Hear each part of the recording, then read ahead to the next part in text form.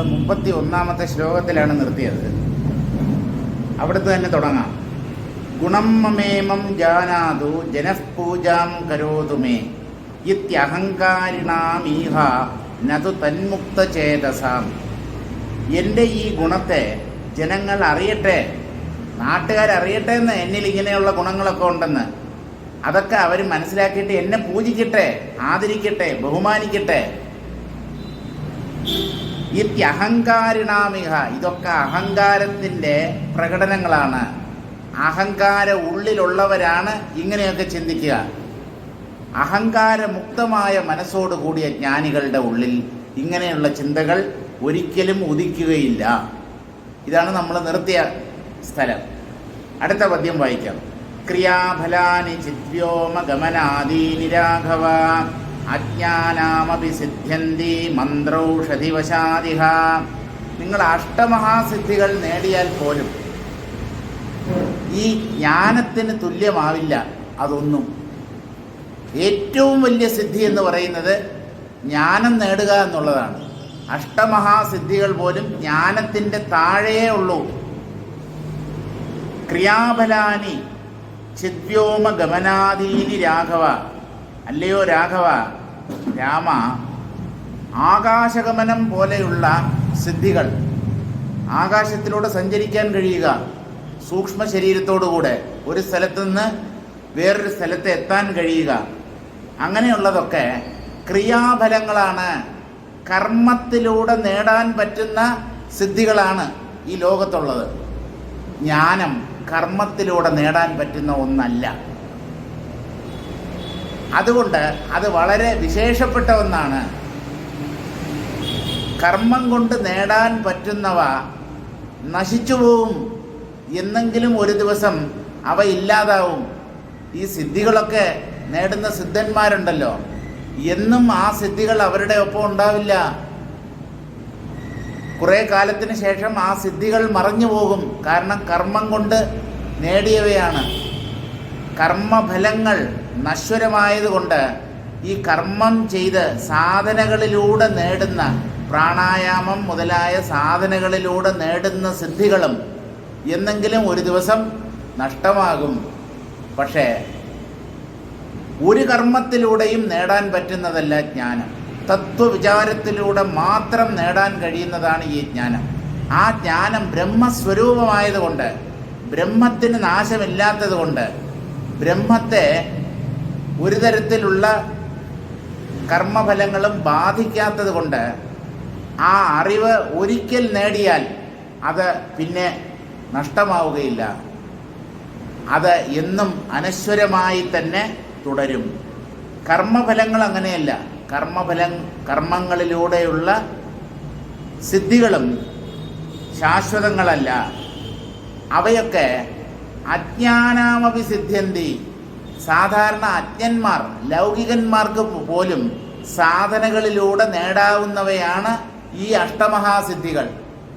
ജ്ഞാനം അങ്ങനെ എല്ലാരെ കൊണ്ടും എളുപ്പത്തിൽ നേടാൻ പറ്റുകയില്ല. പെട്ടെന്ന് കൈക്കലാക്കാൻ പറ്റുന്ന ഒന്നല്ല ഈ ജ്ഞാനം. സിദ്ധികൾ അജ്ഞാനികൾക്ക് പോലും സാധ്യമാണ്.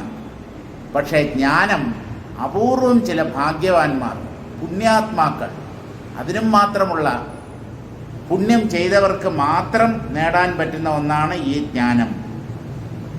സിദ്ധികൾ നേടാൻ പല മാർഗങ്ങളുണ്ട്.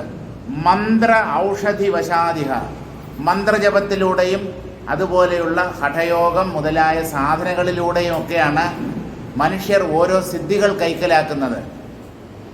ഔഷധം, പല മരുന്നുകൾ, ചില ചെടികളിൽ നിന്ന് എടുക്കുന്ന മരുന്നുകൾ, അല്ലെങ്കിൽ ആ ചെടികളിൽ നിന്ന് ലഭിക്കുന്ന വസ്തുക്കൾ ഉപയോഗിച്ച് നിർമ്മിക്കുന്ന മരുന്നുകൾ, ഇതിലൂടെയൊക്കെ പല സിദ്ധികളും മനുഷ്യർക്ക് നേടിയെടുക്കാൻ പറ്റും. ദ്രവ്യശക്തി എന്നാണ് അവയെ പറയുന്നത്. ഓരോ ദ്രവ്യത്തിലും ഓരോ പദാർത്ഥത്തിലും ഓരോരോ ശക്തികൾ ഒളിഞ്ഞു കിടക്കുന്നുണ്ട്. അതിനെ കണ്ടെത്തിയവർക്ക് മാത്രമേ അവയെ ഉപയോഗിച്ച് പലതരത്തിലുള്ള സിദ്ധികളും നേടാൻ പറ്റൂ. പണ്ട് ഞാനൊരു പുസ്തകം വായിച്ചത് ഓർമ്മയുണ്ട്. 1001 കൺകെട്ട് വിദ്യകൾ, പുസ്തകത്തിൻ്റെ പേരാണ്. 1001 കൺകെട്ട് വിദ്യകൾ. മാജിക്കാണ്. ഇപ്പോൾ ഓരോ തരത്തിലുള്ള ഈ മാജിക്ക് ആളുകളെ ഭ്രമിപ്പിക്കാൻ ആ സിദ്ധി എങ്ങനെ നേടാം? അപ്പം അതിന് ഓരോ തരം സിദ്ധികൾ നേടാനും ഓരോ തരം വസ്തുക്കളുണ്ട്. കോഴിത്തല, ആട്ടിൻ കാഷ്ടം, ഓന്തിൻ്റെ മാംസം, പൂച്ചയുടെ തല ചെയ്തിട്ടുണ്ടെന്ന് തോന്നുന്നു. എന്തെങ്കിലും കൺകെട്ട് വിദ്യ എവിടെയെങ്കിലും കാണിച്ചിട്ടുണ്ടോ? കോഴിമുട്ട, ഇതുപോലെയുള്ള വസ്തുക്കൾ.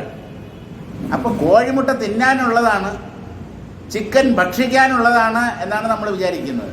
പക്ഷേ ഇനി മനുഷ്യ ഭ്രൂണം, ഗർഭത്തിനകത്തുള്ള ഭ്രൂണം, ഒരു സ്ത്രീയുടെ ഗർഭത്തിൽ വളരുന്ന ആ ഭ്രൂണം, അതിൻ്റെ ആദ്യഘട്ടത്തിലുള്ള ആ ശിശു, അതിനെയൊക്കെ എടുത്ത് ഓരോ തരത്തിലുള്ള സാധനകൾ ചെയ്ത്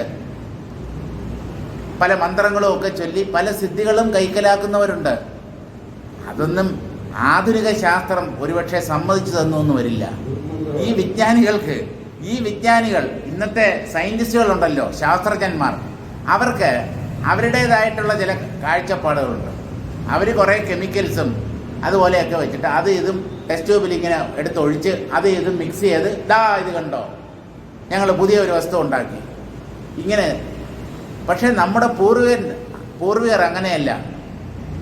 അവർ മനുഷ്യബുദ്ധിക്ക് കടന്നു ചെല്ലാൻ പറ്റാത്ത പല രംഗങ്ങളിലും അവർ കടന്നു ചെന്നു. അങ്ങനെയുള്ള തലത്തിൽ അവർ എത്തി പ്രപഞ്ച പദാർത്ഥങ്ങൾ ഉപയോഗിച്ച് എന്തൊക്കെ സിദ്ധികൾ ഒരു വ്യക്തിക്ക് നേടാൻ പറ്റും എന്നൊക്കെ അവർ കണ്ടുപിടിച്ചു.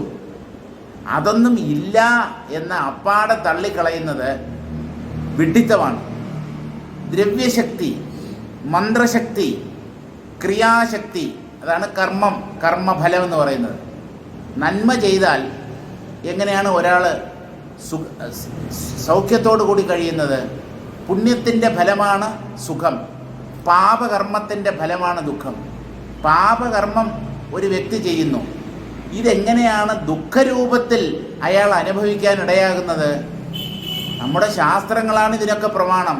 നിങ്ങൾ ദുഷ്കർമ്മം ചെയ്താൽ നിങ്ങൾ ദുഃഖിക്കേണ്ടതായി വരും. ആ ദുഃഖം ശാരീരിക തലത്തിലാകാം, വേറൊരാളുടെ ശകാര വാക്കുകളിലൂടെയാവാം, അല്ലെങ്കിൽ ഒരു കാരണവുമില്ലാതെ നിങ്ങളുടെ മനസ്സ് അസ്വസ്ഥമാകുന്നതിലൂടെയും ആവാം. ദുഃഖം പലതരത്തിലും ഉണ്ടാവാം. പ്രത്യേകിച്ച് ഒരു കാരണവുമില്ലാതെ നമ്മുടെ മനസ്സിങ്ങനെ പെടയും, അസ്വസ്ഥമാകും. ഓരോന്ന് ചിന്തിച്ച് നമ്മുടെ സ്വസ്ഥത നമ്മൾ തന്നെ നശിപ്പിക്കും.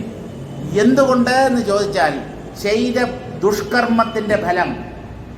ഇതൊന്നും ആധുനിക ശാസ്ത്രം അംഗീകരിക്കത്തില്ല. നമ്മുടെ സ്പേസ് സയൻറ്റിസ്റ്റുകളൊക്കെ ഉണ്ടല്ലോ, ISROയിലും ഒക്കെ ജോലി ചെയ്യുന്ന, അവർ പറയുന്നു we don't believe in such things. ഞങ്ങൾക്ക് ഇതുപോലെയുള്ള കാര്യങ്ങളിൽ വിശ്വാസമില്ല. സുഹൃത്തെ, നിങ്ങൾ വിശ്വസിക്കേണ്ട ഒരു വസ്തുവിൻ്റെ സ്വരൂപം അല്ലെങ്കിൽ സ്വഭാവം നിങ്ങളുടെ വിശ്വാസത്തെ ആശ്രയിച്ചുള്ളതല്ല, അത് ആ വസ്തുവിൽ അധിഷ്ഠിതമാണ്. ബ്രഹ്മമുണ്ടെന്ന് ഞാൻ വിശ്വസിക്കുന്നില്ല എന്നൊരാൾ പറഞ്ഞതുകൊണ്ട് ബ്രഹ്മം ഇല്ലാതെയാവുമോ? അതുപോലെ തന്നെയാണ് ഈ ദ്രവ്യം, പദാർത്ഥങ്ങൾ. ആ പദാർത്ഥങ്ങൾക്ക് ഓരോന്നിനും പലതരം ശക്തികളുണ്ട്. അതിനെ കണ്ടെത്തിയ മനുഷ്യർക്ക് മാത്രമേ അവയെ തിരിച്ചറിയാൻ പറ്റൂ. അപ്പം ഇതൊക്കെ അപ്പാടെ അസംബന്ധമാണ്, ബുദ്ധിശൂന്യതയാണ് എന്നൊന്നും പറഞ്ഞ് തള്ളിക്കളഞ്ഞിട്ട് കാര്യമില്ല. അങ്ങനെയുള്ള സിദ്ധികൾ നേടിയ വ്യക്തികൾ നമ്മുടെ നാട്ടിലുണ്ടായിരുന്നു. ഈ യോഗിമാരെയും തപസ്വികളെയും ഒക്കെ കണ്ട് രാജാക്കന്മാർ കിടുകിടാ വിറച്ചിരുന്നു. എന്തുകൊണ്ടാണ്? അവരുടെ ചതുരംഗ സൈന്യത്തിനെ പരാജയപ്പെടുത്തുന്ന സിദ്ധികൾ അങ്ങനെയുള്ള വ്യക്തികളിൽ ഉണ്ടായിരുന്നു എന്ന് വേണം നമ്മൾ മനസ്സിലാക്കാൻ. ആരും ഒന്നും കാണാതെ ഒരാളെ ഭയപ്പെടത്തില്ല. മഹർഷിമാർക്ക് ഇത്ര പ്രാധാന്യം രാജാക്കന്മാർ എന്തുകൊണ്ട് നൽകി? അവരോടുള്ള ആദരവ്, അത് ഒരു കാരണം. പക്ഷേ അവരുടെ കയ്യിൽ അതീന്ദ്രിയമായ പല ശക്തികളും ഉണ്ടായിരുന്നു എന്ന് ഈ രാജാക്കന്മാർക്ക് അറിവുണ്ടായിരുന്നു. അതുകൊണ്ട് ഇവൻ്റെ അടുത്ത് കളിച്ചാൽ അവൻ നമ്മളെ കളി പഠിപ്പിക്കും എന്നവർക്കറിയാമായിരുന്നു. പിന്നെ ഈ കാലത്തിലുള്ള ആധുനിക മനുഷ്യർക്ക് ഇങ്ങനെയുള്ള സിദ്ധികളും അതിലൊന്നും വിശ്വാസമില്ല. അവർക്ക് കിട്ടിയിട്ടുള്ള സിദ്ധി എന്ന് പറയുന്നത് 3 നേരം വെട്ടി വിഴുങ്ങുക എന്നുള്ളതാണ്. അതാണ് അവർക്ക് ലഭിച്ചിട്ടുള്ള ഒരേ സിദ്ധി. നല്ലപോലെ ഊണ് കഴിക്കും, സുഖമായി കിടന്നുറങ്ങും. ഇതുപോലെയുള്ള സൂക്ഷ്മമായ കാര്യങ്ങളെ അവർ മനസ്സിലാക്കാൻ ശ്രമിക്കുന്നില്ല. ശ്രമിക്കാത്തതിന് കാരണം ഇങ്ങനെയുള്ള കാര്യങ്ങളിൽ അവർക്ക് വിശ്വാസമില്ല എന്നുള്ളതാണ്.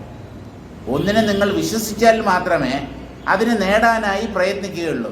ആദ്യമേ തന്നെ അത് അസംബന്ധം, വിഡ്ഢിത്തം, ഇതിലൊന്നും കാര്യമില്ല, ഇതൊക്കെ പണ്ടത്തെ ആൾക്കാർ വെറുതെ പറഞ്ഞുകൊണ്ട് നടന്നതാണ്, നുണകളാണ് എന്നൊക്കെ പറഞ്ഞ് അതിനെ ആദ്യമേ തള്ളിക്കളഞ്ഞാൽ ഇങ്ങനെയുള്ള ശക്തികളെ മനുഷ്യർ എങ്ങനെ മനസ്സിലാക്കും? ഇതൊക്കെ ഓരോന്നും ചെയ്ത് ആ സിദ്ധി നേടുമ്പോഴല്ലേ ഒരാൾക്ക് അതിൽ വിശ്വാസം ഉണ്ടാകത്തുള്ളൂ. അതുകൊണ്ട് ആധുനിക മനുഷ്യർ ഇതൊന്നും വിശ്വസിക്കത്തില്ല. പക്ഷേ ഇങ്ങനെയൊക്കെയുള്ള കാര്യങ്ങൾ ഉണ്ടായിരുന്നു, ഇതൊക്കെ അന്ധവിശ്വാസമാണ്, കെട്ടുകഥയാണ് എന്ന് പുച്ഛിച്ചേക്കാം ഇന്നത്തെ വിജ്ഞാനികൾ. പക്ഷേ അങ്ങനെയുള്ള കാര്യങ്ങൾ വാസ്തവത്തിൽ ഉണ്ടായിരുന്നു. മന്ത്രൌഷധിവശാദിഹ, മന്ത്രം, ഓഷധികൾ, ചില ചെടികളിൽ നിന്ന് കിട്ടുന്ന ഇലകളോ പൂക്കളോ വേരുകളോ അതൊക്കെ ഉപയോഗിച്ച് ഓരോ വസ്തുക്കൾ ഉണ്ടാക്കി അതിലൂടെയൊക്കെ അത് വേറൊന്നുമായിട്ട് കൂട്ടിക്കലർത്തി സംയോജിപ്പിച്ച് അങ്ങനെയൊക്കെ പലതരം വസ്തുക്കളും ചില സിദ്ധികളും ഒക്കെ പണ്ടുള്ളവർ നേടിയിരുന്നു. അതെ, ഈ ഏത് ലോഹത്തെയും സ്വർണമാക്കി മാറ്റാനുള്ള ഒരു വിദ്യ ഭാരതീയർക്ക് വശമുണ്ടായിരുന്നു. ഭാരതീയർക്ക് മാത്രമല്ല, ഗ്രീസ് പോലെയുള്ള നാടുകളിലും ഈ വിദ്യ പ്രയോഗിച്ചിരുന്നു. രസവാദം എന്നാണ് അതിനെ പറയുന്നത്. രസവാദം, അൽക്കമി എന്ന് ഇംഗ്ലീഷിൽ പറയും. അൽക്കമി അതായത് ഇരുമ്പോ ചെമ്പോ പിച്ചളയോ അതുപോലെയുള്ള ലോഹങ്ങൾ, നാഗം, ഇരുമ്പ്, ചെമ്പ്, ഇങ്ങനെയുള്ള ലോഹങ്ങളെ ചില ലായനികളിൽ ഇട്ട് വച്ചിരുന്നാൽ കുറേ കാലം കഴിയുമ്പോൾ അവ സ്വർണമായി മാറും. ബോഗർ, അത് തമിഴ്നാട്ടിൽ ജീവിച്ചിരുന്ന ഒരു സിദ്ധനായിരുന്നു. അപ്പോൾ ഈ സിദ്ധന്മാർക്കെല്ലാം ഇതുപോലെയുള്ള സിദ്ധികൾ അറിയാമായിരുന്നു. അപ്പോൾ അവർക്ക് ഭൂമി കുഴിച്ച് വേണ്ട സ്വർണം എടുക്കാൻ. സാധാരണ ഒരു ഇരുമ്പോ ചെമ്പോ ഒക്കെ ഒരു പാത്രമോ എന്തെങ്കിലും കിട്ടിക്കഴിഞ്ഞാൽ അവർ ചില പ്രത്യേക വസ്തുക്കളെ കൂട്ടിക്കലർത്തി ചില ലായനികളോ അല്ലെങ്കിൽ പല കൂട്ടുകളോ ഒക്കെ ഉണ്ടാക്കും. അതുപയോഗിച്ച് അവർക്ക് ഏതൊരു ലോഹത്തെയും സ്വർണമാക്കി മാറ്റാൻ പറ്റും. അതൊന്നും ആധുനിക ശാസ്ത്രജ്ഞൻ വിശ്വസിക്കുകയില്ല. പക്ഷേ ഇവർ വേറൊരു കാര്യം ചെയ്യുന്നുണ്ട്. ന്യൂക്ലിയർ റിയാക്ടറിൻ്റെ ഉള്ളിൽ ഒരു ആറ്റത്തിൻ്റെ ഉള്ളിലുള്ള ഇലക്ട്രോണുകളുടെ എണ്ണം വ്യത്യാസപ്പെടുത്തിയാൽ അത് മറ്റൊരു മൂലകമായി മാറും എന്ന് അവർ തന്നെ സമ്മതിക്കുന്നുണ്ട്. ന്യൂക്ലിയർ റിയാക്ടറിൽ ആറ്റത്തിൻ്റെ ന്യൂക്ലിയസിനെ അതിസൂക്ഷ്മമായ കണങ്ങൾ കൊണ്ട് ഭേദിച്ച് പുതിയ മൂലകങ്ങൾ സൃഷ്ടിക്കാം. മനുഷ്യൻ സൃഷ്ടിച്ച അനേകം മൂലകങ്ങളുണ്ട്. അപ്പോൾ പ്രകൃതിയിൽ ഈശ്വരൻ സൃഷ്ടിച്ചത് കൂടാതെ മനുഷ്യർക്ക് മൂലകങ്ങൾ സൃഷ്ടിക്കാൻ കഴിയും എന്ന് ന്യൂക്ലിയർ റിയാക്ടറും മറ്റും ഉപയോഗിക്കുന്ന ആധുനിക ശാസ്ത്രജ്ഞൻ തന്നെ സമ്മതിക്കുമ്പോൾ ഇങ്ങനെയുള്ള വസ്തുക്കൾ ഉപയോഗിച്ച് പണ്ടുള്ളവർ ഏതു ലോഹത്തെയും സ്വർണമാക്കി മാറ്റാൻ പറ്റുന്ന ഒരു വിദ്യ അവർക്ക് വശമായിരുന്നു എന്ന് പറയുമ്പോൾ എന്തുകൊണ്ടാണ് ഇവർ വിശ്വസിക്കാത്തത്? ഇവരുടെ ന്യൂക്ലിയർ റിയാക്ടർ മാത്രമേ ഉള്ളൂ ഇവിടെ. ഈ ന്യൂക്ലിയർ റിയാക്ടർ ഉപയോഗിച്ച് ഇവർ ചെയ്യുന്ന അതേ കാര്യം പ്രപഞ്ചത്തിൽ തന്നെ ലഭ്യമായിട്ടുള്ള മറ്റു ചില വസ്തുക്കൾ ഉപയോഗിച്ച് നമ്മുടെ പൂർവികന്മാർ ചെയ്തിരുന്നു എന്ന് പറയുമ്പോൾ ഇവർ എന്തുകൊണ്ടാണ് അതിനെ അവിശ്വസിക്കുന്നത്? ഇവരുടെ അജ്ഞത എന്നല്ലാതെ വേറെന്തു പറയാൻ? വസ്തുക്കളുടെ സ്വഭാവം മാറുന്നത് ആ വസ്തുക്കളുടെ ആറ്റങ്ങളുടെ ഉള്ളിലുള്ള ഇലക്ട്രോണുകളുടെ എണ്ണത്തിൻ്റെ അടിസ്ഥാനത്തിലാണ്. ഇലക്ട്രോണുകളെല്ലാം ഒരുപോലെ തന്നെ, പക്ഷേ എത്ര ഇലക്ട്രോണുകൾ ഉണ്ട് എന്നുള്ളതനുസരിച്ച് വസ്തുവിൻ്റെ സ്വഭാവം മാറും. അപ്പോൾ പണ്ടുള്ളവർക്ക് ആധുനിക രസതന്ത്രമോ അല്ലെങ്കിൽ ആധുനിക ആണവതന്ത്രമോ ഒന്നും വശമില്ലായിരുന്നിരിക്കാം. പക്ഷേ ഇങ്ങനെയുള്ള കാര്യങ്ങൾ അവർക്ക് ചെയ്യാൻ കഴിഞ്ഞിരുന്നു. അത് മനസ്സിലാക്കണം. ഇതൊക്കെ ചുമ്മാ കെട്ടുകഥയാണ്, അതൊന്നും സാധ്യമല്ല എന്ന് പറഞ്ഞ് തള്ളിയത് കൊണ്ട് പ്രയോജനമില്ല. നമ്മുടെ അജ്ഞതയെ നാം സ്വയം വെളിപ്പെടുത്തുകയാണ് അങ്ങനെയൊക്കെ സംസാരിക്കുന്നതിലൂടെ ചെയ്യുന്നത്. വ്യോമഗമനാദീനി മന്ത്രജപാദി ക്രിയാഫലാനി അജ്ഞാനാമപി സിദ്ധ്യന്തി. ആകാശഗമനം പോലെയുള്ള അദ്ഭുത സിദ്ധികൾ മന്ത്രജപം മുതലായ കർമ്മങ്ങളിലൂടെ നമ്മുടെ പൂർവികർ നേടിയിരുന്നു. മന്ത്രജപം അതിലൂടെ എങ്ങനെയാണ് സിദ്ധി ഉണ്ടാവുക? സുഹൃത്തെ, ഈ മന്ത്രങ്ങൾ ജപിച്ച് സിദ്ധി നേടിയ ആൾക്കാർ പ്രത്യക്ഷമായി അവർ നേരിട്ട് അനുഭവിക്കുമ്പോൾ നിങ്ങൾ അതൊന്നും കാണാതെ അത് അസംബന്ധമാണ് എന്ന് പറയുന്നത് അതിനെ എങ്ങനെ സ്വീകരിക്കാൻ പറ്റും? മന്ത്രജപത്തിലൂടെ പല സിദ്ധികളും നേടാൻ പറ്റും. ഒരു മന്ത്രം ഇത്ര ജപിച്ചു കഴിഞ്ഞാൽ ചില പ്രത്യേക സിദ്ധികൾ ആ ജപിക്കുന്ന വ്യക്തിക്ക് ലഭിക്കും. ഇതൊക്കെ വെറുതെ പറഞ്ഞു വെച്ചതാണോ? ഇപ്പം നമ്മൾ ഇതൊന്നും ചെയ്യാൻ തയ്യാറുമല്ല. ഇതിനെയൊക്കെ പരിഹസിച്ചുകൊണ്ട് നടക്കുകയും ചെയ്യും. എന്ത് തങ്കപ്പെട്ട സ്വഭാവം! എന്നാൽ നിങ്ങൾ ഇത് ശരിയാണോ അല്ലയോ എന്നൊന്ന് പരീക്ഷിക്കാൻ തയ്യാറുണ്ടോ? അതില്ല. ഒന്നിനെയും നിരീക്ഷണത്തിലൂടെ പരീക്ഷണത്തിലൂടെ പരിശോധിച്ച് നോക്കാതെ അന്ധമായി അതൊക്കെ വെറും കെട്ടുകഥയാണ്, അന്ധവിശ്വാസമാണ്, അങ്ങനെയൊന്നുമില്ല, അതൊക്കെ ആളുകൾ വെറുതെ പറഞ്ഞു വരുത്തിയതാണ് എന്ന് പറഞ്ഞ് നടന്നതുകൊണ്ട് കാര്യമില്ല. ഇപ്പോൾ യോഗവാസിഷ്ഠം പോലെയുള്ള അതിപുരാതനമായ ഗ്രന്ഥങ്ങൾ, അതിലാണ് ഇങ്ങനെയുള്ള കാര്യങ്ങൾ പറഞ്ഞിരിക്കുന്നത്. അവർക്ക് കള്ളം എഴുതി വെച്ചത് കൊണ്ട് നയാ പൈസയുടെ പ്രയോജനം കിട്ടാറില്ല. അവർക്കൊന്നും ആവശ്യമില്ല. പൈസയൊക്കെ ഉണ്ടാക്കണമെന്നുണ്ടെങ്കിൽ ഇതൊക്കെ ഇതുപോലെയുള്ള 10,000 അമൂല്യമായ ഗ്രന്ഥങ്ങൾ എഴുതി ലോകർക്ക് സൗജന്യമായി അവർ സംഭാവന ചെയ്തു, യാതൊരു പ്രതീക്ഷയും ഇല്ലാതെ. അപ്പോൾ ഇങ്ങനെയൊക്കെ എഴുതുന്നതിൻ്റെ പുറകിൽ അന്തിമമായ ചില സത്യങ്ങളുണ്ട്. മനുഷ്യർ കണ്ടെത്തിയിട്ടുള്ള സൂക്ഷ്മ ബുദ്ധിയുള്ള ഋഷീശ്വരന്മാർ കണ്ടെത്തിയ പല കാര്യങ്ങളും ഇപ്പോഴും ആധുനിക മനുഷ്യൻ്റെ അറിവിൻ്റെ മണ്ഡലത്തിൽ പെടാതെ ഒളിഞ്ഞു കിടക്കുന്നു എന്നുള്ള കാര്യം മനസ്സിലാക്കിയാൽ കൊള്ളാം. മനസ്സിലാക്കിയില്ലെങ്കിൽ അതുകൊണ്ട് നഷ്ടമൊന്നുമില്ല. പക്ഷേ വസ്തുതയായി അവശേഷിക്കും. അതുമാത്രം നിങ്ങൾ മനസ്സിലാക്കുക. നമ്മളൊന്നിനെ അറിയാതിരുന്നത് കൊണ്ടോ അല്ലെങ്കിൽ ഒന്നിനെ തെറ്റിദ്ധരിച്ചത് കൊണ്ടോ ഒന്നിനെ നിന്ദിച്ചത് കൊണ്ടോ അതിൻ്റെ ഗുണങ്ങളോ വൈശിഷ്ട്യങ്ങളോ നഷ്ടമാവില്ല. അതിനെ അറിഞ്ഞ് ഉപയോഗപ്പെടുത്തിയാൽ ആ ഉപയോഗപ്പെടുത്തുന്ന വ്യക്തിക്ക് കൊള്ളാം. അല്ലെങ്കിൽ ആർക്കും ഒരു നഷ്ടവുമില്ല. ഭൂമിയുടെ അടിയിൽ എത്രയോ രത്ന കല്ലുകൾ മനുഷ്യർ കണ്ടെത്താതെ മറഞ്ഞു കിടക്കുന്നു. അതുകൊണ്ട് ആ രത്നക്കല്ലുകൾക്ക് എന്തെങ്കിലും ദോഷമുണ്ടോ? മണ്ണിൻ്റെ അടിയിൽ കിടക്കുന്നു അമൂല്യമായ രത്നങ്ങൾ. നമ്മൾ മനസ്സിലാക്കിയാൽ അതെടുത്ത് ഉപയോഗിക്കാം, അത് വിറ്റ് കാശാക്കാം. അങ്ങനെയുള്ള പ്രയോജനങ്ങളുണ്ട്. ഭൂമിക്ക് രത്നക്കല്ലുകളും പാറക്കഷ്ണങ്ങളും തുല്യമാണ്. ഭൂമിദേഹിയെ സംബന്ധിച്ച് രണ്ടിനും മൂല്യം തുല്യമാണ്. സാധാരണ ഒരു കരിങ്കല്ലോ അല്ലെങ്കിൽ പാറക്കഷ്ണമോ അതുപോലെ തന്നെയാണ് രത്നക്കല്ലുകൾ. രണ്ടും ഭൂമിയിലുണ്ടാവുന്നതാണ്.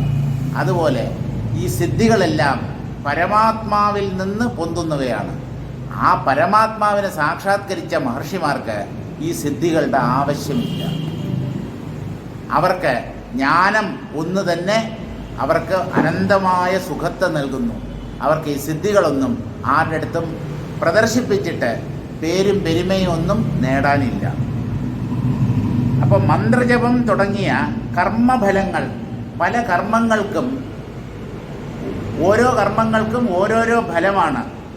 ആ കർമ്മം ചെയ്ത് ആ ഫലം നേടുന്നത് ഏത് അജ്ഞാനിക്കും പറ്റും. ഏത് അജ്ഞാനിക്ക് വേണമെങ്കിലും ഇങ്ങനെയുള്ള കർമ്മങ്ങൾ എങ്ങനെ ചെയ്യണം എന്ന് മനസ്സിലാക്കി ആ കർമ്മം പറഞ്ഞ രീതിയിൽ ചെയ്താൽ ഏത് മണ്ടനും ഇതുപോലെയുള്ള സിദ്ധികൾ കൈക്കലാക്കാം. അത് കർമ്മത്തെ ആശ്രയിച്ചുള്ളതാണ്. ഇന്ന കർമ്മം, ആ കർമ്മം ചെയ്യുന്ന വ്യക്തിക്ക് അത്തരം സിദ്ധികൾ താനേ വന്നു ചേരും. അവിടെ ജാതിയും മതവും ഗോത്രവും ഒന്നും നോക്കിയിട്ടല്ല. ഏത് വ്യക്തിയാണോ ആ കർമ്മം ചെയ്യുന്നത് അയാൾക്ക് ആ സിദ്ധികൾ ലഭിക്കും. അപ്പോൾ ഇതൊക്കെ, ഈ സിദ്ധികളൊക്കെ അജ്ഞന്മാർക്ക് പോലും നേടാൻ കഴിയുന്നവയാണ്. ചിതിതി നിപാതോ ബാഹുല്യദ്യോതനാർത്ഥ. ഇവിടെ ചിത്ത് എന്ന് പറഞ്ഞിട്ടൊരു വാക്കുണ്ട്. അത് ചൈതന്യം, ബോധം എന്നുള്ള അർത്ഥത്തിലല്ല, ബാഹുല്യം എന്നുള്ള അർത്ഥത്തിലാണ്.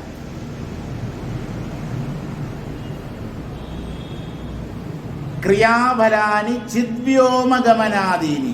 ചിദ്വ്യോമ എന്നുള്ളതിന് ചിദാകാശം എന്നർത്ഥം സ്വീകരിക്കരുത്. ചിത്ത് എന്നുള്ള വാക്ക് പ്രത്യേകം. വ്യോമഗമനാദീനി ക്രിയാഫലാനി ചിത്ത്.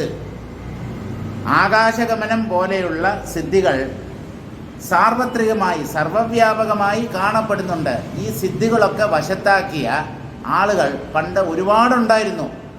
പല ആളുകൾക്കും ഇങ്ങനെയുള്ള സിദ്ധികൾ വശമായിരുന്നു.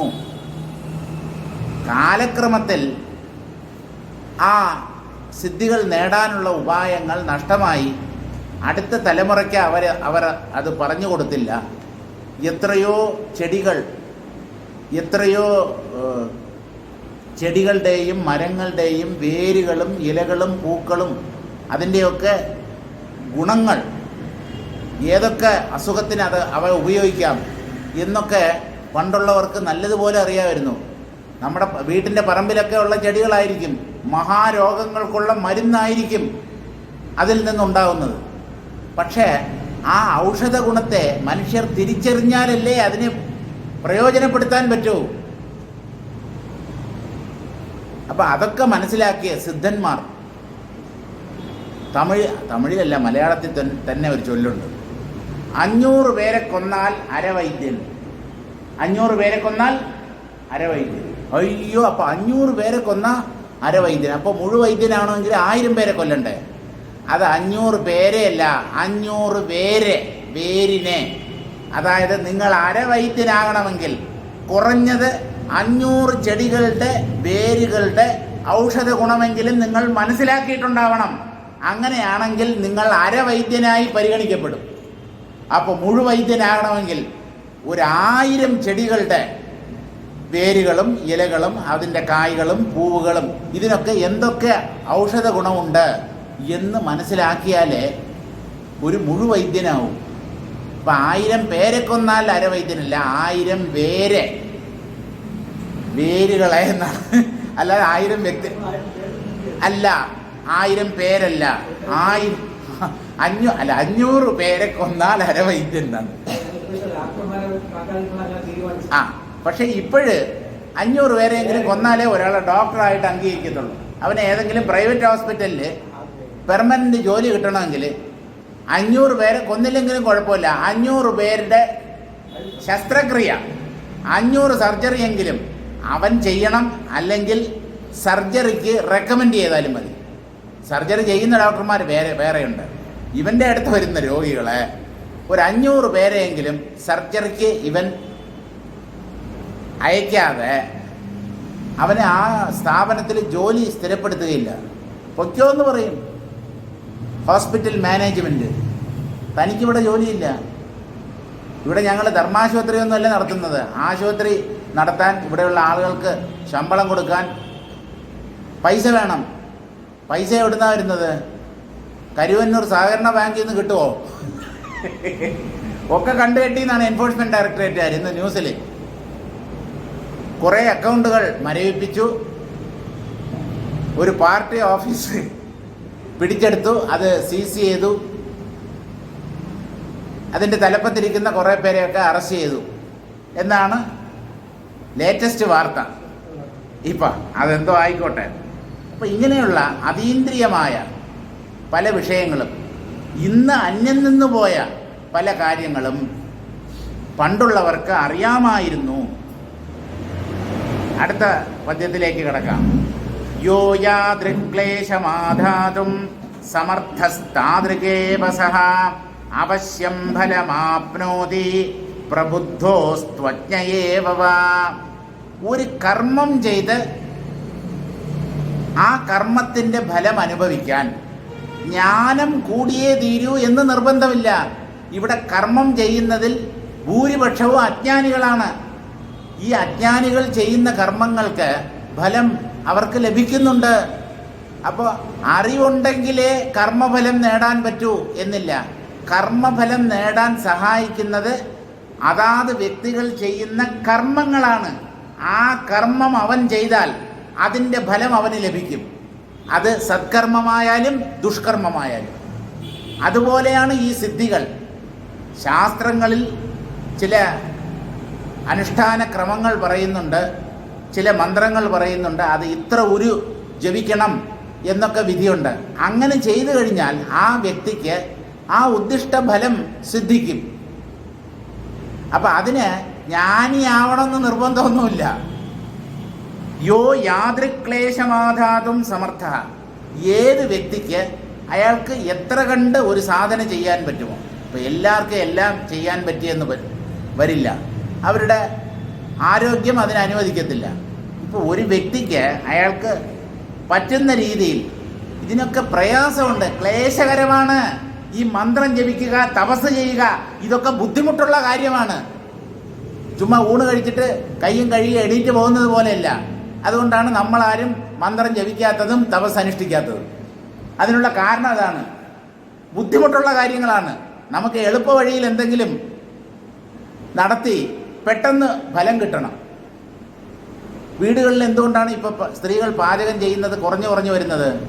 ഇഷ്ടം പോലെ ചപ്പാത്തി കോർണറും ഹോട്ടലുകളും ഉണ്ട്. അതുകൊണ്ട് എന്താ, വൈകുന്നേരം വെപ്പും കുടിയൊന്നുമില്ല. ഉച്ചയ്ക്ക് ഒരു നേരം ഊണ്, വൈകുന്നേരം ഭർത്താവ് ഓഫീസിൽ നിന്ന് വരുമ്പോൾ അല്ലെങ്കിൽ ഭാര്യ ജോലിക്ക് പോവുകയാണെങ്കിൽ അവർ വരുമ്പോഴേ ഏതെങ്കിലും ചപ്പാത്തി കോർണറിൽ നിന്ന് കുറേ ചപ്പാത്തിയും കറിയും വെജിറ്റബിൾ കറിയും വാങ്ങിച്ചുകൊണ്ട് വരും. അതെന്തെങ്കിലും തിന്നിട്ട് കിടന്നുറങ്ങാനുള്ള വഴിയാണ് നോക്കുന്നത്. അവർ പകല് മുഴുവൻ ജോലി ചെയ്ത് ക്ഷീണിച്ചു എന്നുള്ളത് ഞാൻ സമ്മതിക്കുന്നു, ഞാൻ കുറ്റം പറയുകയില്ല. പക്ഷേ ഇങ്ങനെയുള്ള സാഹചര്യം ഇല്ലാത്തവർ, അതായത് വീട്ടിൽ തന്നെ കഴിയുന്ന വീട്ടമ്മമാർ, അവരും ഈ അത്താഴം വീട്ടിലുണ്ടാക്കുന്നത് ഏതാണ്ട് ഇപ്പം നിർത്തിയിരിക്കുകയാണ്. വൈകുന്നേരം അടുപ്പ് കത്തിക്കുന്ന പരിപാടിയില്ല. ഹോട്ടലും ചപ്പാത്തി കോർണറൊക്കെ ഉള്ളപ്പോൾ അവിടെ നിന്ന് എന്തെങ്കിലും വാങ്ങിച്ച് കഴിക്കാം, അത് മതി. പിന്നെ മറ്റേതുണ്ടല്ലോ, സ്വിഗ്ഗി, സൊമാറ്റോ, അവന്മാർ വീട്ടിൻ്റെ നടയിൽ കൊണ്ടുവന്ന് തരും. അവൻ ഏത് സാഹചര്യത്തിലാണ് ആ ഭക്ഷണം പാകം ചെയ്യുന്നത്, അതിനകത്ത് ഭക്ഷണയോഗ്യങ്ങളല്ലാത്ത എന്തെങ്കിലും, ഉദാഹരണത്തിന് എലിയുടെ വാല്, ചത്ത പല്ലി, എട്ടുകാലി മുതലായവ അതിൽ കലർന്നിട്ടുണ്ടോ? തവള. കാരണം വൃത്തിഹീനമായ സാഹചര്യങ്ങളിലാണ് പലപ്പോഴും ഈ പാചകം ചെയ്യാറുള്ളത്. നമ്മൾ കാണുന്നില്ലേ, നമ്മൾ നല്ല വെള്ളിക്കടലാസിൽ പൊതിഞ്ഞ് നല്ല യൂണിഫോമൊക്കെ ഇട്ട ഒരു പയ്യൻ കോളിംഗ് ബെല്ല് അടിച്ച് നമ്മൾ വരുമ്പോൾ ഇത് സൂപ്പർ സാധനമായിരിക്കും. ഇടയ്ക്ക് പത്രത്തിൽ കണ്ടു, ഒരാൾ ഓൺലൈനിൽ 3 ഐസ്ക്രീം ഓർഡർ ചെയ്തു. 2 മാംഗോ ഐസ്ക്രീമും പിന്നെ വേറെന്തോ ആണ്. 2 മാംഗോ ഐസ്ക്രീം കഴിച്ച് കുഴപ്പമൊന്നുമില്ല. 3ാമത്തെ ഐസ്ക്രീമിൽ മനുഷ്യൻ്റെ ഒരു വിരൽ, പത്രത്തിൽ കണ്ടോ അത് വാട്സപ്പിൽ കണ്ടോ എന്നാണ്, നിങ്ങൾ കണ്ടോ? അത് മനുഷ്യൻ്റെ വിരൽ ഐസ്ക്രീമിൻ്റെ ഉള്ളിൽ. പിന്നീടാണ് മനസ്സിലായത്, അതിൻ്റെ പുറകിൽ എൻക്വയറി ഒക്കെ ആയി. ഈ ഐസ്ക്രീം നിർമ്മിച്ച ഫാക്ടറിയിലുള്ള ഒരാളുടെ വിരൽ അറ്റുപോയതാണ്, മെഷീനിൽ അറ്റുപോയതാണ്. അപ്പം അത് വെറുതെ വേസ്റ്റാക്കണ്ടല്ലോ എന്ന് വിചാരിച്ച്, അതെ. അപ്പം അത് പോഷകാംശമല്ലേ, മനുഷ്യൻ്റെ ഒരു അവയവമല്ലേ. അപ്പം അതും കൂടെ ഇരുന്നോട്ടെ ഈ ഐസ്ക്രീമിൻ്റെ കൂടെ. അതുകൊണ്ട് കഴിയുന്നത് നിങ്ങൾ ഹോട്ടലിൽ നിന്ന് ഭക്ഷണം കഴിക്കാതിരിക്കുക. പല അസുഖങ്ങളും മനുഷ്യർക്ക്, പ്രത്യേകിച്ച് ഈ വയറിന് അസുഖം ചിലരുണ്ട്. പുറത്തുനിന്ന് ഭക്ഷണം 3 നേരം കഴിച്ചുകൊണ്ടിരുന്ന വ്യക്തികളറിയാം. ഇപ്പോഴവർ പറയുന്നത് ഞാൻ പുറത്തുനിന്ന് കഴിക്കാറില്ല. എന്തുകൊണ്ട്? എന്തെങ്കിലും കഴിച്ചാൽ അപ്പോൾ വയറ് ചീത്തയാവും. വയറിൽ വേദനയോ വയറിളക്കമോ അല്ലെങ്കിൽ പുളിച്ചു തകട്ടലോ ഗ്യാസോ എന്തെങ്കിലും പ്രശ്നം ഉണ്ടായിരിക്കും പുറത്തുനിന്ന് എന്തെങ്കിലും വാങ്ങിച്ച് കഴിച്ചാൽ. അതുകൊണ്ട് ഈ പുറത്തുനിന്നുള്ള ഭക്ഷണമാണ് തനിക്ക് ദോഷം ചെയ്യുന്നത് എന്ന സത്യം മനസ്സിലാക്കി ചിലർ പുറത്തുനിന്ന് ഭക്ഷണം കഴിക്കുന്നത് ഒഴിവാക്കിയിട്ടുണ്ട്. ഇപ്പം മറ്റുള്ളവരുടെ അനുഭവത്തിൽ നിന്ന് പഠിക്കാത്തവൻ സ്വയം ആ അനുഭവം ഉണ്ടാകുമ്പോൾ പഠിക്കേണ്ടതാണ്. പക്ഷേ എന്തൊക്കെ അനുഭവിച്ചാലും പഠിക്കുകയില്ല എന്ന് പറഞ്ഞാൽ അവനെ നന്നാക്കാൻ ആരെക്കൊണ്ടും സാധ്യമല്ല. മുഴുവൻ ജങ്ക് ഫുഡാണ്. ജങ്ക് ഫുഡ് എന്നാണ് ഇംഗ്ലീഷിൽ പറയുന്നത്. ചവറ് സാധനങ്ങൾ, പ്രത്യേകിച്ചും ഈ പാക്കറ്റുകളിലൊക്കെ വരുന്ന സാധനങ്ങൾ, ടിന്നുകളിൽ വരുന്ന ഭക്ഷ്യ സാധനങ്ങൾ, അത് സീൽ ചെയ്താണ് വെച്ചിട്ടുള്ളത് എന്നുള്ളത് ശരി. പക്ഷേ അതിൽ ഭക്ഷ്യ വിഷമുണ്ടാവും. അത് കാലക്രമത്തിൽ എത്ര കാലമായെന്ന് അറിയത്തില്ലല്ലോ, അതിൽ ചില രാസമാറ്റങ്ങളൊക്കെ സംഭവിച്ച് അത് കഴിക്കാൻ കൊള്ളാത്തതായി തീരും. നമ്മൾ കുപ്പികളിലും ടിന്നുകളിലും ഒക്കെ അടച്ചു വരുന്നത് അതൊക്കെ ശുദ്ധമായ സാധനങ്ങളാണ് എന്ന് വിചാരിച്ചാണ് കഴിക്കുന്നത്. അതുകൊണ്ട് ഒരുപാട് ദോഷങ്ങൾ മനുഷ്യർക്കുണ്ടാവും. പക്ഷേ അത് മനുഷ്യർ പലരും തിരിച്ചറിയുന്നില്ല. മറ്റുള്ളവരുടെ അനുഭവങ്ങൾ അവർ പങ്കുവെക്കുമ്പോഴും അതിൽ നിന്ന് പാഠം ഉൾക്കൊള്ളാൻ അജ്ഞാനികളായ മനുഷ്യർ തയ്യാറാവുന്നില്ല. ഇപ്പം അതല്ല നമ്മുടെ വിഷയം. യോ യാതൃക്ലേശമാധാതും, ഒരു വ്യക്തി എത്രത്തോളം ക്ലേശം സഹിക്കാൻ തയ്യാറുണ്ടോ. ഈ തപസ്, സാധന എന്നൊക്കെ പറയുന്നത് ബുദ്ധിമുട്ടുള്ള കാര്യങ്ങളാണ്. അപ്പോൾ ഒരാൾക്ക് എത്ര കണ്ട് ഇവയൊക്കെ ചെയ്യാൻ പറ്റുമോ, എത്ര കണ്ട് അയാളുടെ ആരോഗ്യം അയാളെ അനുവദിക്കുമോ, എത്ര കണ്ട് സാമർഥ്യം അയാൾക്കുണ്ടോ, ആ കർമ്മം ചെയ്ത് അതിൻ്റേതായ ഫലം, അതുകൊണ്ടുള്ള പ്രയോജനം അല്ലെങ്കിൽ ഏതെങ്കിലും സിദ്ധി അയാൾക്ക് തീർച്ചയായും ലഭിക്കും. കർമ്മം ചെയ്തിട്ട് ഫലം കിട്ടിയില്ല എന്നുള്ളത് സംഭവിക്കില്ല. വളരെ അപൂർവമായി മാത്രമേ കർമ്മം ചെയ്തിട്ടും ഫലം ലഭിച്ചില്ല എന്നുള്ള സ്ഥിതിവിശേഷം ഉണ്ടാകത്തുള്ളൂ. കർമ്മം ചെയ്തിട്ടും ഒരാൾക്ക് ഉദ്ദിഷ്ട ഫലം നേടാൻ കഴിഞ്ഞില്ല എങ്കിൽ അവിടെ അതിനേക്കാളും ശക്തിയായ അയാളുടെ ചില പൂർവകർമ്മങ്ങൾ കളിക്കുന്നുണ്ട് എന്ന് വേണം മനസ്സിലാക്കാൻ. ഇവിടെ പരിഹാര കർമ്മങ്ങൾ ചെയ്യുന്നു. ഭ്രാന്തിനും സന്താനങ്ങൾ ജനിക്കാനും, ഭ്രാന്തിനെന്ന് പറഞ്ഞാൽ ഭ്രാന്ത് ഉണ്ടാവാൻ വേണ്ടിയല്ല, ഭ്രാന്ത് മാറാനും സന്താനങ്ങൾ ജനിക്കാനും ഒക്കെ വേണ്ടി പല പൂജകളും പരിഹാര കർമ്മങ്ങളും ഒക്കെ നടത്തുന്നുണ്ട്. എല്ലാവർക്കും ഫലം കിട്ടുന്നില്ല. എന്തുകൊണ്ട് എന്ന് ചോദിച്ചാൽ ആ വ്യക്തി ആർക്കാണോ ഫലം കിട്ടാത്തത് ആ വ്യക്തിയുടെ ചില പൂർവകർമ്മങ്ങൾ ഈ കർമ്മത്തിന് ഫലം ഉണ്ടാകാത്ത രീതിയിൽ തടസ്സമായി നിൽക്കുന്നു. പലർക്കും ഫലം കിട്ടുന്നുണ്ടല്ലോ, അവർക്ക് അങ്ങനെയുള്ള പൂർവകർമ്മ തടസ്സങ്ങൾ ഇല്ല. അതാണ് കാരണം. മിക്കവാറും ഒരാളൊരു കർമ്മം ചെയ്തിട്ടുണ്ടെങ്കിൽ അയാൾക്ക് അതിൻ്റെ ഫലം കിട്ടും. ഈ ജന്മത്തിൽ തന്നെ കിട്ടുമെന്ന് പറയാൻ പറ്റില്ല. ഏതെങ്കിലും ഭാവി ജന്മങ്ങളിൽ ആ കർമ്മത്തിൻ്റെ ഫലം അയാൾക്ക് തീർച്ചയായും ലഭിക്കും. മലയാളത്തിലൊരു പഴഞ്ചൊല്ലുണ്ട്, കൊടുത്താൽ കൊല്ലത്തും കിട്ടും. കോഴിക്കോട് കിട്ടില്ലേ, കണ്ണൂർ കിട്ടത്തില്ലേ? എന്താണ് ഈ കൊടുത്താൽ കൊല്ലത്തും കിട്ടുമെന്ന് പറയുന്നത്? അടിയാണോ? അടി തിരുവനന്തപുരത്ത് കൊടുത്താലും അടി അപ്പം തിരിച്ചു കിട്ടും. പാഴ്സലാണ് അടി. അപ്പോൾ അതല്ല, എന്താണെന്ന് എനിക്കറിയത്തില്ല. കൊടുത്താൽ കൊല്ലത്തും കിട്ടും. ആ പ്രാസം ഒപ്പിച്ച് പറയുന്നതാവാം. കൊല്ലം കണ്ടവൻ ഇല്ലം വേണ്ട, കൊച്ചി കണ്ടാൽ അച്ചി വേണ്ട, അമ്പലപ്പുഴ വേല കണ്ടാൽ അമ്മയും വേണ്ട. അപ്പോൾ അമ്പലപ്പുഴ വേല കണ്ടുകൊണ്ടിരുന്നാൽ മതിയോ? ഞം അതിനെന്ത് ചെയ്യണം? വീട്ടിൽ അമ്മ വെച്ച ചോറല്ലേ കഴിക്കേണ്ടത്, വീട്ടിൽ വന്ന് കഴിക്കുന്നത്.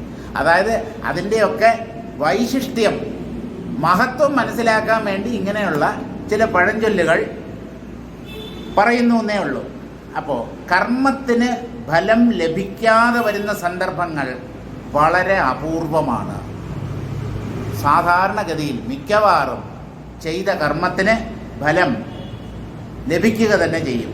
പ്രബുദ്ധോ സ്ത്വജ്ഞയേവ, ഒരാൾ പ്രബുദ്ധനാകട്ടെ, പ്രബുദ്ധൻ എന്ന് പറഞ്ഞാൽ ജ്ഞാനി, ആത്മസാക്ഷാത്കാരം നേടിയവനാകട്ടെ, അല്ലെങ്കിൽ അജ്ഞനായിക്കോട്ടെ, കർമ്മത്തിൻ്റെ ഫലം അയാളുടെ ജ്ഞാനത്തെയോ അജ്ഞാനത്തെയോ ആശ്രയിച്ചല്ല.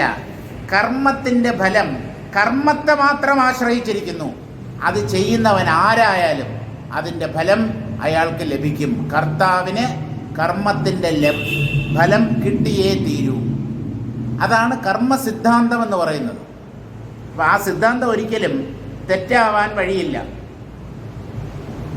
ആമോദശ്ചന്ദനസ്യേവ സ്പന്ദനസ്യ ഫലം ഹൃദി സർവസ്യൈവാസ്തി തന്നൂനം തദ്വതാ സമവാപ്യതേ.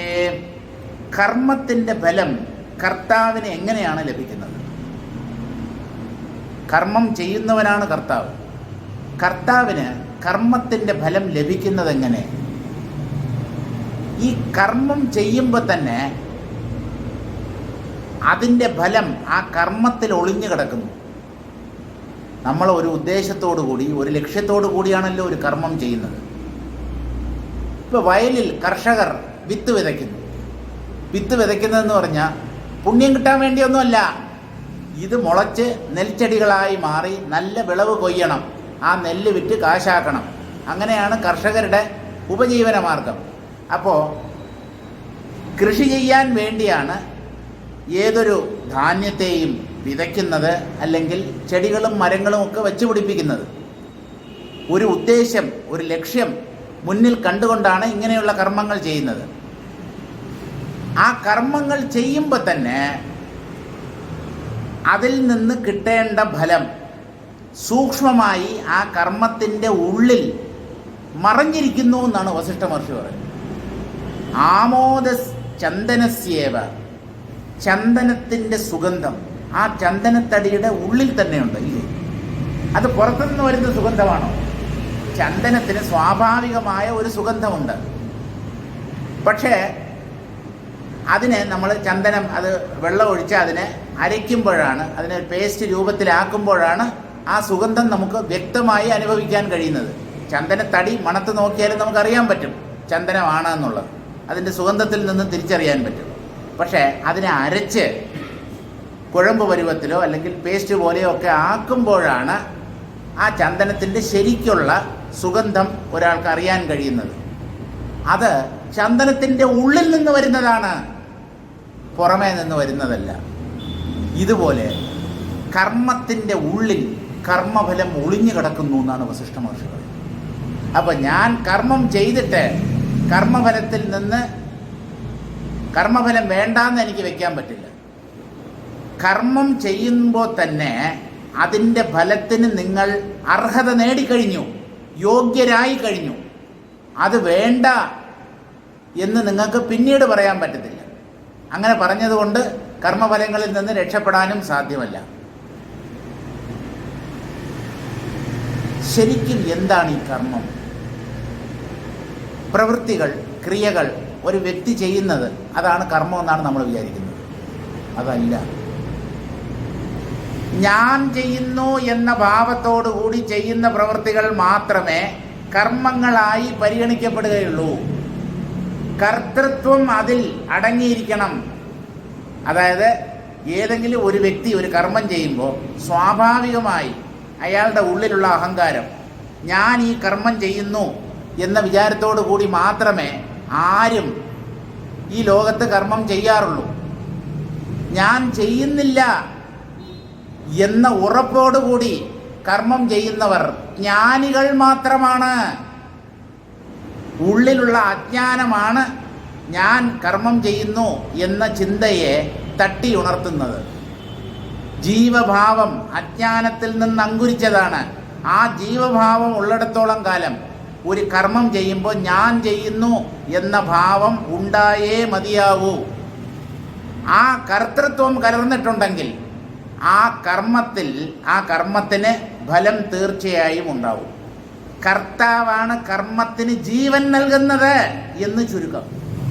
കർത്താവാണ് കർമ്മത്തിന് ജീവൻ നൽകുന്നത്.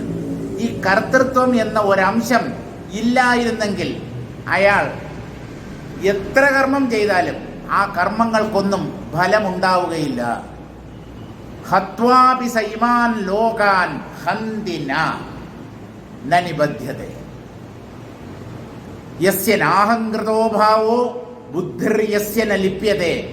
ആർക്കാണോ ഞാൻ ചെയ്യുന്നു എന്നുള്ള ഭാവമില്ലാത്തത്, ആ കറ ആരുടെ ബുദ്ധിയിലാണോ പുരളാത്തത്, ഈ കർത്തൃത്വം ഭോക്തൃത്വം, ഇത് രണ്ടും കറകളാണ്. കർമ്മം ചെയ്യുമ്പോൾ ഈ കർമ്മം ചെയ്യുന്നവൻ്റെ ഉള്ളിൽ ഈ കറകൾ അവൻ അറിയാതെ തന്നെ ഉള്ളിൽ പറ്റിക്കൂടും.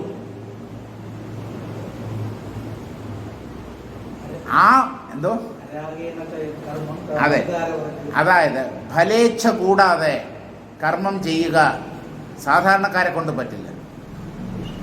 വ്യക്തമായ തത്വബോധം നേടിയ ഒരു വ്യക്തി മാത്രമാണ് ഞാൻ ചെയ്യുന്നു എന്നുള്ള ഭാവം കൂടാതെ, അല്ലെങ്കിൽ കർമ്മഫലത്തെ മുന്നിൽ കാണാതെ കർമ്മം ചെയ്യുന്നത്. അപ്പം മിക്കവാറും ആളുകൾ, ഈ ലോകത്തുള്ള ആളുകൾ ഞാൻ ചെയ്യുന്നു എന്ന ഭാവത്തോടു കൂടി തന്നെയാണ് കർമ്മം ചെയ്യുന്നത്. അതുകൊണ്ട് അവർ കർമ്മഫലത്തിന് അധികാരികളാണ്. ജ്ഞാനികളുടെ കർമ്മങ്ങൾ അവർ അനുഷ്ഠിക്കുമ്പോൾ ഞാൻ ചെയ്യുന്നു എന്ന ഭാവം അവരുടെ ഉള്ളിൽ ഉദിക്കാറില്ല. അതുകൊണ്ട് ജ്ഞാനികളുടെ കർമ്മങ്ങൾ നിർജീവങ്ങളായ കർമ്മങ്ങളാണ്. അതിന് ഫലം ഇല്ല എന്നാണ് പറയുന്നത്.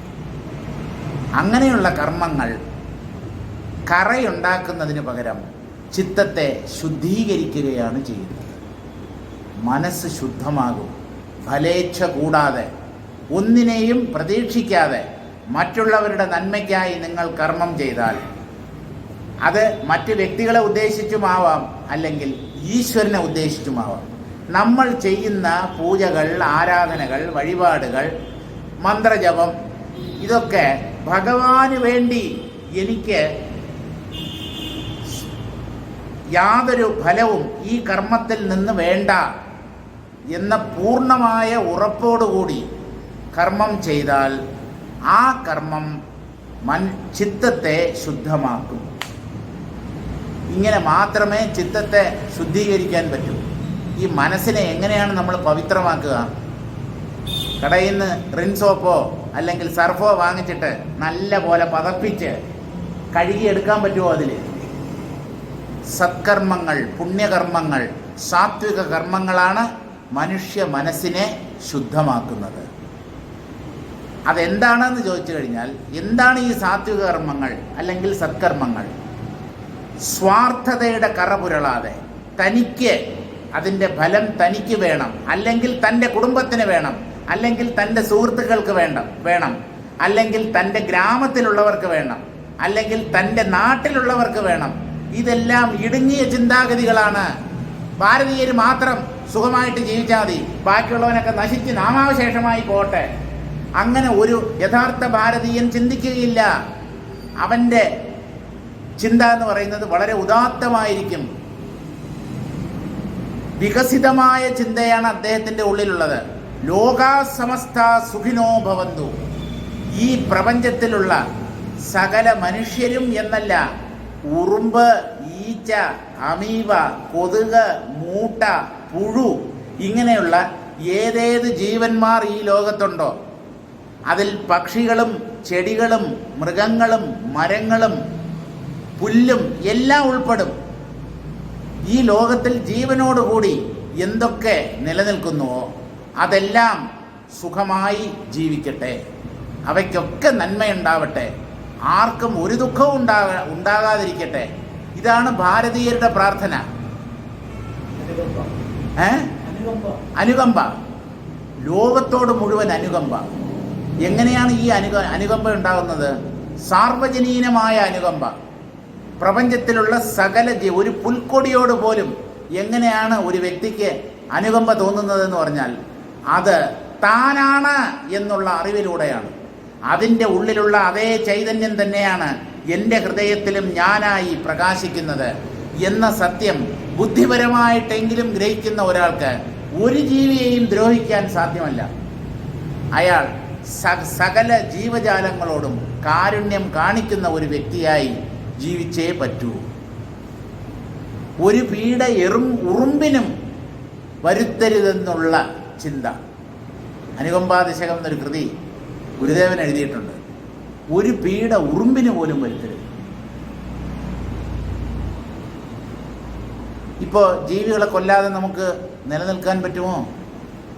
കൊതുക് ശല്യം, എലി ശല്യം, പാറ്റ ശല്യം, ഉറുമ്പിൻ്റെ ശല്യം, ഈച്ച ശല്യം, മൂട്ടാപ്പയ എല്ലാം ഉണ്ടല്ലോ. ഇതിനെയൊക്കെ കൊല്ലാതെ നമുക്ക് ജീവിക്കാൻ പറ്റില്ല. അപ്പം നിങ്ങൾക്ക് ഹിംസിക്കാതെ ഈ ലോകത്ത് കഴിയാൻ പറ്റില്ല എന്നുള്ളതാണ് വേറൊരു പരമാർത്ഥം. പക്ഷേ അത് പരമാവധി കുറയ്ക്കുക. അതായത് നിവൃത്തിയില്ല എന്നുള്ള ഒരു ഘട്ടത്തിൽ മാത്രം മറ്റൊരു ജീവിയെ കൊല്ലാനോ അല്ലെങ്കിൽ ഉപദ്രവിക്കാനോ നമുക്ക് ശ്രമിക്കാം. അല്ലാതെ തൊട്ടതിനും വെച്ചതിനും എല്ലാം മറ്റ് ജീവികളെ ഓടി നടന്ന് അടിച്ച് കൊന്ന് അങ്ങനെയുള്ള ഒരു സ്വഭാവം നല്ലതല്ല.